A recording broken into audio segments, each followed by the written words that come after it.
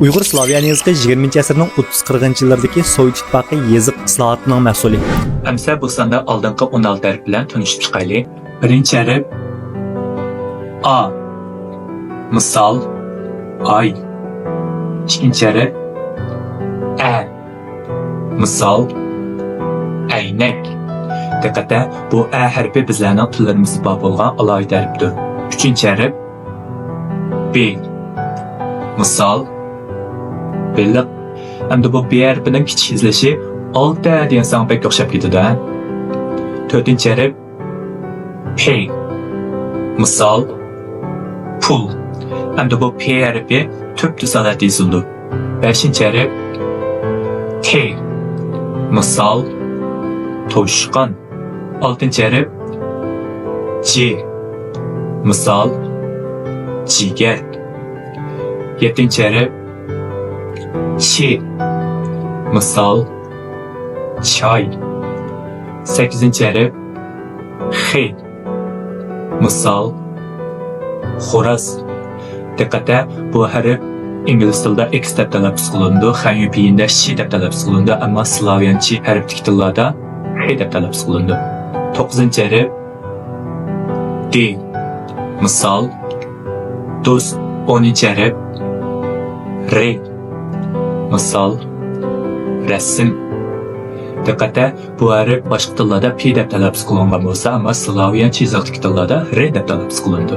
11. harf Z. Misol zanjir. Endi bu Z harfi 3 degan sanga pek o'xshab ketadi.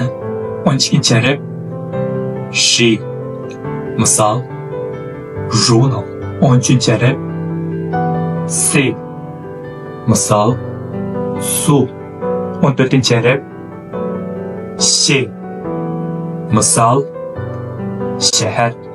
Endi bu Ş harfining yozishi hanzucha xatdagi shan degan xatga pek o'xshab ketadi. 15. harf G.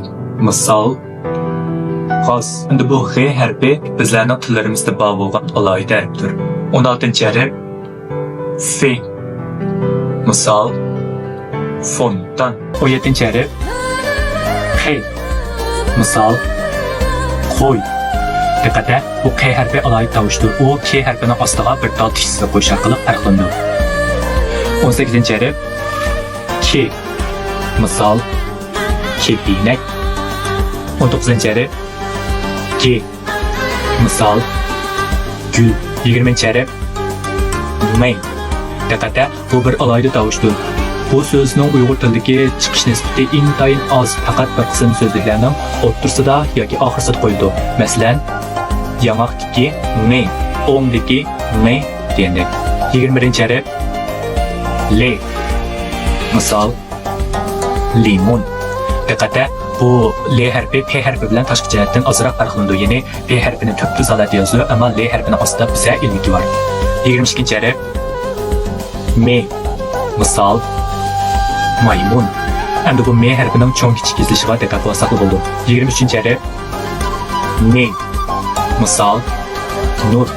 Diqqatda, bu harfning tashqi yapti xanyupiyindagi X ga pek o'xshab ketadi. Xanyupiyinda X deb talaffuz qilingan bo'lsa, ammo slavyancha yoziqdagi tillarda N deb talaffuz qilindi. 24. harf H. Misol harf. Diqqatda, bu harf bizlarning tillarimizda bor bo'lgan alohida harf tovushdir. 25. harf V. Misol velosiped. Endi bu harfning tashqi shakli ingliz tilidagi B ga pek o'xshab ketadi. Ingliz tilida B deb talaffuz qilingan bo'lsa, ammo slavyancha yoziqdagi tillarda V deb talaffuz qilindi. 26. harf O. Misol ot. 27. harf U. Misol uva. Diqqatda, U harfining tashqi qiyofati xanyupiyindagi y'ning kichik yozilishiga o'xshab ketadi. 28. harf Ö. Misol uy. Diqqatda, bu Ö harfi bizlarning tillarimizda bor bo'lgan alohida tovushdir. 29. harf Ü. Misol üzüm. Diqqatda, bu Ö harfining tashqi shakli xanyupiyindagi y'ning cho'ng yozilishiga o'xshab ketadi. 30. harf E. Misol ayiq. 31. harf I. Misol Şi. En ahırkı harf. Y. Misal. Yürek. Diqqatda, bu Y harfi A harfi bilan birga kelib, yani talaffuz qilgan chog'da buning alohida yozilishi bor. Ya'ni ya. Faqat Y bilan A birga kelganda shunday yoziladi. Qolgan chog'larda asli holda yoziladi. Bu sonda Slaviya harfi orqali tuzilgan oddiygina jumlalarni ko'rib chiqaylik. Birinchi jumla. Qandoq ahvolingiz? Q-A-Q-N qon, D-A-D qedoq, qandoq. A-H-Ah V-A-Va ahvo, L-I-Li Ng-I-Ngi Sengiz, Langiz, qandoq ahvolingiz? İkinci cümle. Sana yaxshining qadrini qil.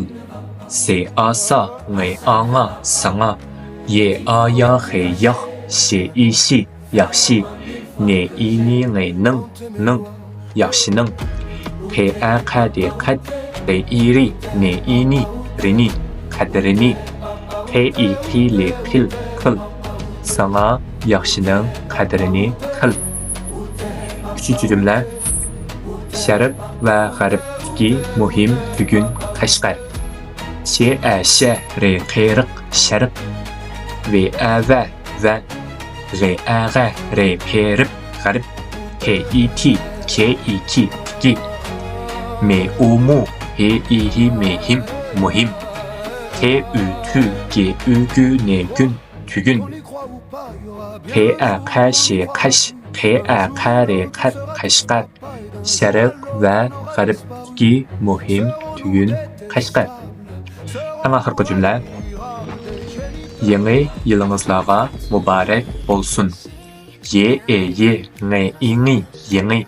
Ye-İ-Yi Le-İ-Li Yili. Ng-İ-Ngi Sengiz Yılınız. Le-A-La-Re-Lar Re-A-Ga-Larga Yılınızlarga.